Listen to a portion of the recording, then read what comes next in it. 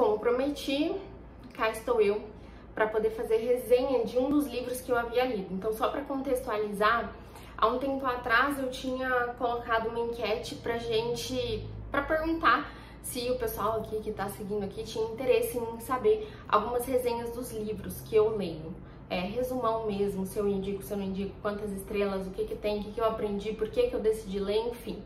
Eu leio muito e eu sei que nem todo mundo tem esse hábito, então talvez até para incentivar ou se você tirar alguma coisa legal do que eu vou falar.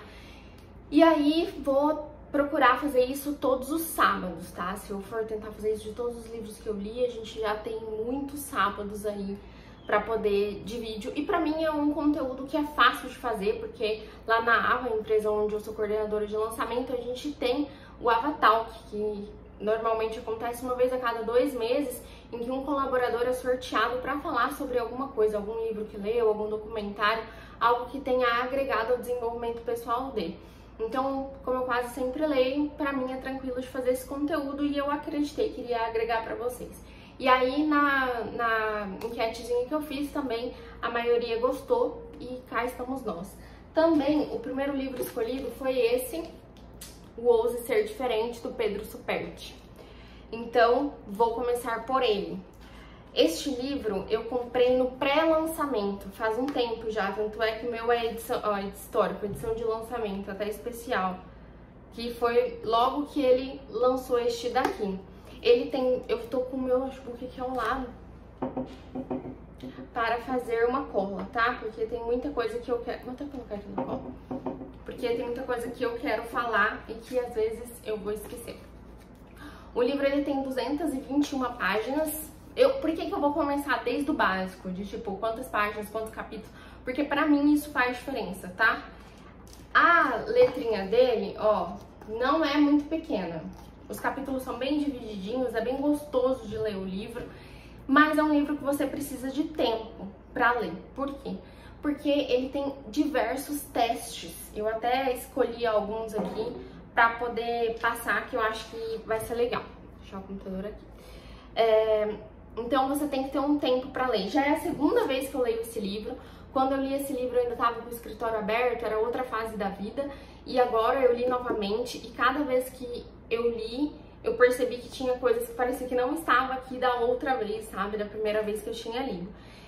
E é legal que tem espaço para você fazer os testes. Deixa eu abrir aqui, ó. Tem espaço, nem todos eu preencho aqui. Alguns eu preencho em folhinhas e deixo. Mas é legal porque nessas folhinhas eu olhava as primeiras respostas e aí comparando com as respostas de agora. Então é um livro que você tem que ter, não para poder emprestar para as pessoas, sabe? Ter mesmo para você e de vez em quando ali abrir para poder olhar novamente as suas respostas. Então, bom, é um livro de 221 páginas, então é um livro relativamente tranquilo de ler. Ele tem 13 capítulos e ele é extremamente prático. Então, outro livro que estava aí na Batalha dos Livros de Sábado era um livro mais histórico, né, sobre o Holocausto Brasileiro, que provavelmente vai ser do próximo sábado. Esse não, esse é um livro super, super prático, nota-se pela quantidade de marcações, fora as milhões de orelhinhas que eu fiz no livro. Então tá, vamos começar. Se começarem a latir aqui, gente, que eu tô no condomínio, mas enfim, vamos começar. O Pedro Superti, se você não conhece, procura aqui na rede social, procura no Instagram. Ele é criador do Fator X, especialista em marketing de diferenciação. Então, a ideia dele é pegar aquelas empresas que em tese vendem commodity, tipo vende arroz com feijão, e transformar elas em uma empresa com propósito, com alma, sabe? E é isso que ele tenta passar nesse livro. O objetivo dele é transformar as marcas, no caso de quem está lendo, né, em marcas que inspiram, marcas que tenham um propósito, que não são só uma cópia, todo mundo faz alguma coisa igual. Ele começa o livro contando a história da ovelha negra, que é muito parecido com o mito da caverna. Quem é do direito vai lembrar do mito da caverna, que é vou tentar resumir, tá? Para não ficar muito gigantesco esse vídeo. É um cara que mora numa caverna e aí ele encontra um feixe de luz e vai atrás e descobre que tem um puta mundo lá fora. Ixi, pode falar palavrão? Enfim. tem um super mundo lá fora, ele volta para poder contar para as pessoas, para tentar levar as pessoas lá para fora, e eles não acreditam, né? Tá, todo mundo viveu milhões de anos ali, os ancestrais ali, e aí colocam ele como a ovelha negra e expulsam ele daquela tribo que vivia lá dentro da caverna. Então ele tem que vestir uma roupa de ovelha negra e sair desbravando aquele mundo que na cabeça dele existia e que os outros não acreditavam. Então ele foi o diferente, que foi desbravar o mundo. Então ele mostra que ser considerado ovelha negra nem sempre é ruim. Na verdade, às vezes você se destaca, você vai contra a manada e nem sempre isso é ruim. Então, foi só uma prévia mesmo, leia o livro para você entender melhor. E o legal desse livro, que depois que ele conta essa história, tem um teste para você poder descobrir o quanto você é ovelha negra ou não, o quanto você está próximo de pensar diferente, o quanto você é carregado pelo efeito manada, o quanto você se importa com aquilo que as outras pessoas falam de você e acaba, às vezes, seguindo, né, aquilo que as pessoas te dizem como certo ou como errado. Então ele já começa o livro com um tapa na cara. Ele fala muito sobre o mar de cópias das empresas que fazem tudo igual. E aí tem um teste aqui que é para você encontrar o DNA da sua empresa. Então vou até mostrar esse teste. Ó, 3 passos para deixar de ser uma cópia. Autoria de DNA, quem eu sou e planejar e diferenciar. Então ele faz uma auditoria de DNA. Desde eu me visto como as outras pessoas, eu tenho bordões, eu chamo os meus clientes de uma forma diferente. O livro em si, ele é muito voltado para pessoas que têm empresa, então ele fala muito sobre equipe, sobre o cliente, sobre o faturamento, sobre estoque, mas para quem trabalha com marketing digital, para quem trabalha com, eu sou advogada e estou aqui no Instagram para poder, na rede social, para tentar mostrar a minha marca para o mundo, também é muito legal, vale muito a pena, mas você vai ter que conseguir adequar aí os exemplos para você. Então, você tem que responder essas perguntas. Então, por exemplo, outra pergunta aqui. Quais pontos mais desagradam você no modelo atual do seu mercado? Então, você vai respondendo essas perguntas e depois tem uma tabela para você fazer o planejamento da sua diferenciação. Como que eu posso fugir desse mar de cópias? Então, é muito legal.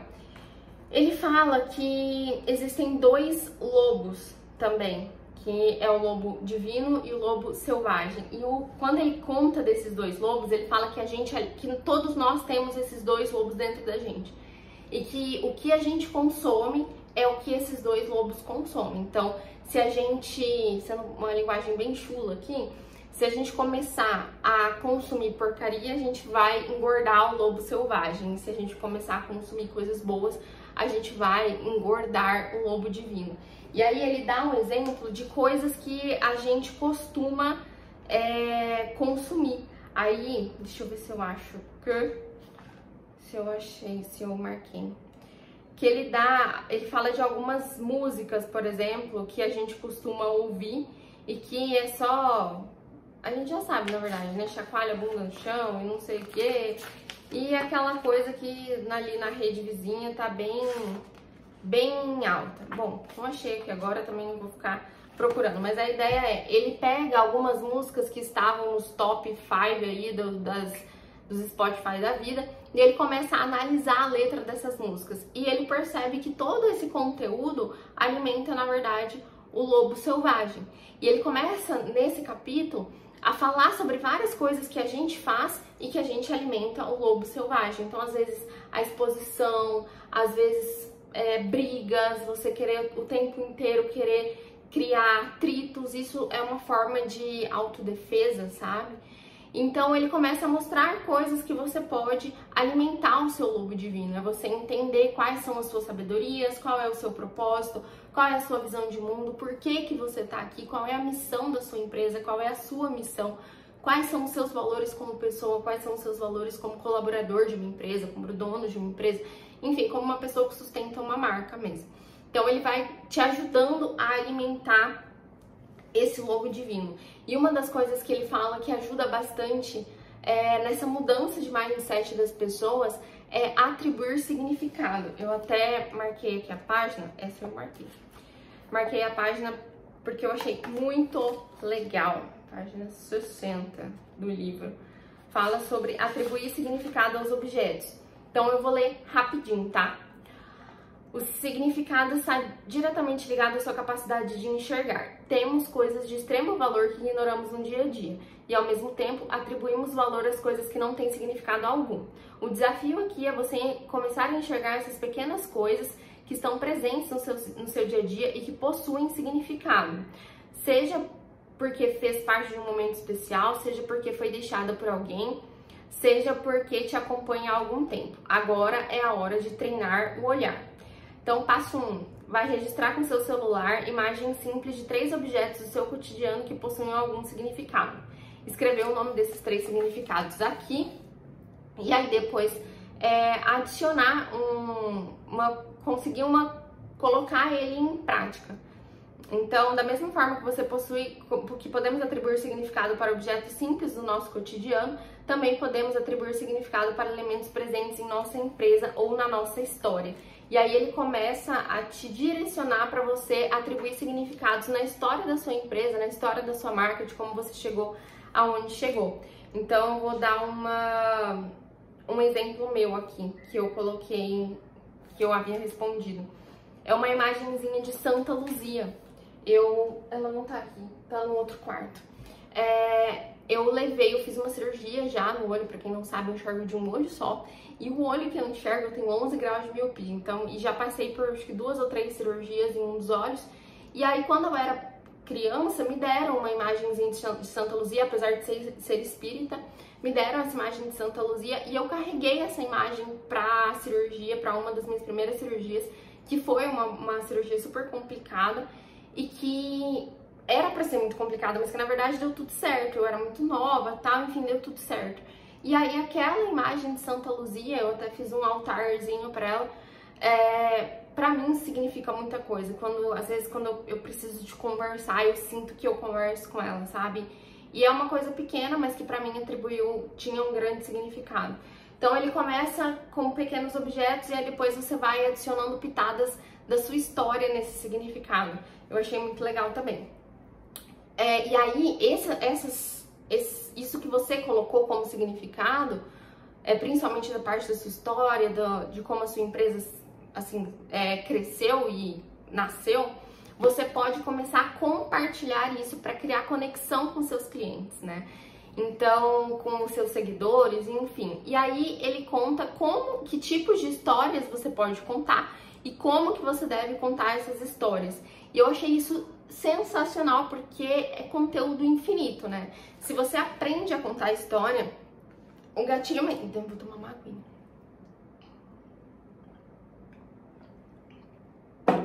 O gatilho mental da história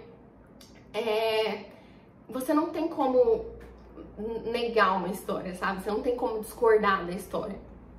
Não tem, história é história, né? Não tem, e o nosso cérebro não bloqueia, ele não vem assim, porque isso acontece bastante. A pessoa vai te falar algum fato, você já vem, em vez de você prestar atenção no que ela tá falando, você já tá pensando na resposta que você vai dar. Na história você não tem que dar resposta, você só tem que ouvir. Então o nosso cérebro bloqueia essa questão de ficar tentando encontrar argumentos para rebater aquilo que a pessoa tá falando. Então, é uma das coisas que a gente usa bastante em lançamento, você já deve ter percebido isso se você já seguiu o lançamento de alguém. Quase todo lançamento começa com história. E aí, na página 86 do livro, ele conta 10 histórias que podem ser contadas. Então, vou ler só os tópicos, tá? Pra não ficar muito cansativo. Histórias sobre a infância, que você viveu com seu pai, com sua mãe, quando você era jovem ou entrou na adolescência. História de relacionamentos, quais momentos marcantes você teve com as outras pessoas, com sua mãe, com seu professor, com seu primeiro amor, são coisas que você pode contar também. Dificuldade, assim como a história do Stallone, que ele conta a história do Stallone, compartilhe suas dificuldades, os momentos de superação. Os primeiros clientes, então falar como que você fechou os primeiros contratos. Eu lembro que em um dos posts que eu fiz aqui, logo no início do Carta, que mais deu bom foi contando sobre os meus primeiros clientes. Então, como que foi, qual que a sensação que foi. Histórias pessoais de clientes, então tem muita gente que acredita que eu não tenho nada para contar sobre mim, mas às vezes você atendeu alguém, você conheceu alguém, tem um cliente seu que tem uma história incrível de superação e você pode contar isso para as pessoas. É assunto do momento, não é à toa que aquele criativo de que tem uma noticiazinha atrás e a pessoa tá comentando, sempre bomba, porque as pessoas são fofoqueiras e curiosas. Enfim, assuntos do momento, a origem das coisas, então como que algo surgiu, como que a sua empresa surgiu, como que seu produto surgiu. Uma das coisas que me perguntavam bastante aqui, que eu fiz em um post, mas eu acho que eu até arquivei ele, é de por que carta jurídica, né? Então qual que é a origem do nome do canal, ó. Podia voltar a mexer no YouTube, mas enfim, é o nome do Instagram. Lições do dia a dia, então, pequenas coisas, isso é muito legal para contar no Stories, pega aí a dica. Lições do dia a dia, às vezes alguma coisa que você aprendeu, se você tá com dificuldade de fazer conteúdo, pega 24 horas e vai anotando aquilo que você fez ao longo das 24 horas e aí no dia seguinte você pega para poder contar para as pessoas alguma das coisas que você já fez, alguma coisa que você aprendeu. Então, lições do dia a dia. Estudos científicos, que também tem um pouco a ver com a questão do assunto do momento, né? Citações de livros. Mentalidade e hábitos. Como você vê o mundo, como você reage aos problemas, qual a sua rotina matinal. Então, a gente percebe que isso também, por isso que as blogueiras, né, que a gente até dá uma zoadinha, mas elas são tão influentes, porque elas contam como que elas vivem, como que elas pensam, e isso gera ali uma comunidade, uma identificação. As pessoas que pensam daquela forma, que vivem daquela forma, ou que querem viver daquela forma, acabam se identificando com aquele conteúdo. E aí, além de te falar dessas 10 formas, né, 10 tipos de histórias que você pode contar, ele te dá 3 passos para contar uma história. E eu achei muito legal. O primeiro passo, e que eu achei mais importante, é começar pelo meio da história. Quem trabalha com copy sabe o quanto isso faz diferença. Você coloca o meio da história, que normalmente é ali a virada, né? Você já coloca logo no início, que é para chamar a atenção das pessoas. Porque quando você retém a atenção da pessoa, meio caminho já é andado, né? Então, se você começa por uma ordem cronológica, a pessoa normalmente passa e aí não fica. Segundo passo, sempre diga a moral da história. E o terceiro passo é sempre diga o próximo passo. Então, aquela famosa CTA, né? Ok. Vou falar mais um só, porque esse vídeo tá ficando gigantesco e eu tô com medo de ninguém chegar nessa parte. Se você chegou nessa parte, conta pra mim que você chegou nessa parte. Na página, uma outra coisa que ele fala e que esses dias eu precisei usar foi como escolher nomes. E eu sei que pra muita gente que tá começando e às vezes não quer, às vezes não quer colocar o próprio nome, ou às vezes é um Instagram que você faz com mais de uma pessoa, um canal no YouTube que não é sobre você, e quem quer criar um produto, né, que precisa de um nome. Aí aqui ele fala algumas formas de você escolher um nome. Então, tem que ser fácil de escrever, tem que ser fácil de lembrar e tem que gerar um sentimento bom para as pessoas. Então, ele coloca para você responder algumas perguntas para você conseguir chegar nesse nome, né? Então, por exemplo, ele existe para quem? O que eu quero gerar para o mundo? Quais são os benefícios? Quais são os desejos? Quais são as funcionalidades? Crie símbolos para isso. Quais são os traços de personalidade? O nome de pessoas do meio que são importantes, os marcos, enfim. E aí ele fala sempre que tem que passar por esse crivo de ser fácil de escrever, ser fácil de lembrar e passar um sentimento bom para as pessoas. Ele finaliza falando sobre três níveis de marca e 3 níveis de valor de trabalho. Ele fala que toda marca deveria ser uma marca em inspiração, mas que existem 3 níveis. Tem a marca preço, que é aquela que está sempre preocupada com o menor preço e que a maioria tá aí preocupada com Black Friday, com, enfim, ganhar no volume, né? Porque vende mais barato e entra naquela guerra de preço. A marca que foca na performance, então ela quer ser o melhor, ela briga com o lado racional das pessoas. Então, ela quer ter a melhor tecnologia e ele dá o exemplo aqui da Reebok, que ele tem a melhor tecnologia e ele foca nisso, né? Sobre essa questão mais racional. E a marca inspiração, que é o nível mais superior das marcas. Ele dá aqui o exemplo da Nike, que é uma marca preocupada com um lado, que se preocupa com um lado emocional, que quer algo além, que faz as pessoas se sentirem especiais, que incentiva as pessoas a atingirem seus objetivos. Por exemplo, a Nike, ela fala muito just do it, né? Você simplesmente faça. Então, e várias campanhas da Nike não vendem, malemar mostram os tênis, elas mostram a superação das pessoas. Na Olimpíada teve um muito bonito, inclusive. Então, são esses 3 níveis de marca. E as marcas que são inspirações são as marcas que vão perpetuar ao longo do tempo. E aí, para você conseguir chegar nessa marca inspiração, você também tem que estar de olho ali nos 3 níveis de valor de trabalho. Ele fala o nível operacional, o nível tático e o nível estratégico.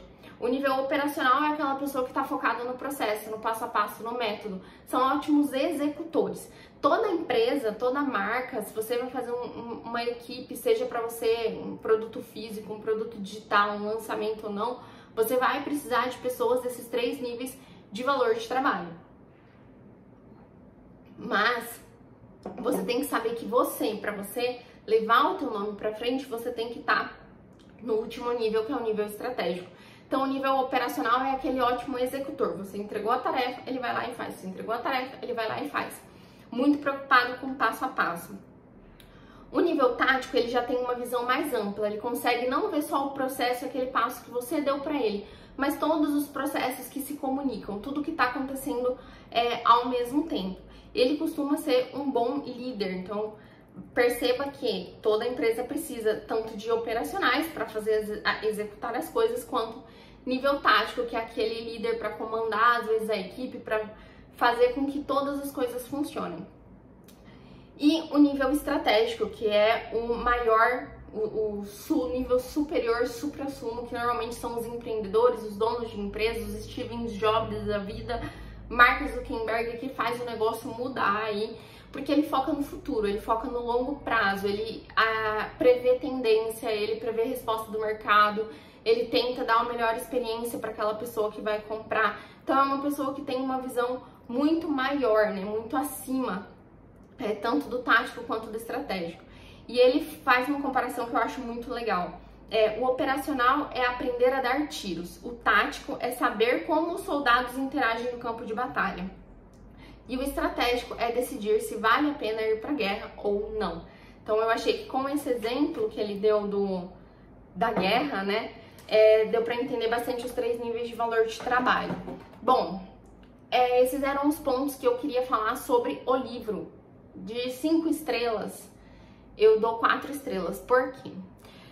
Ele realmente tem muitos testes para você escrever, que você tem que parar, pensar, ter aquele minuto ali, não só um minuto, mas aquela hora sua mesmo, para você conseguir preencher, para você pensar naquilo. São coisas mais profundas, não são respostas que você consegue dar de bate-pronto.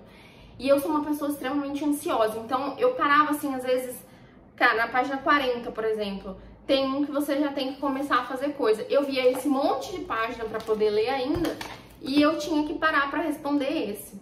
Então, aquilo me gerava um pouco de ansiedade. Então, acho que por isso eu não dou 5 estrelas. Mas, sugiro que você leia ele inteiro para você não criar essa ansiedade.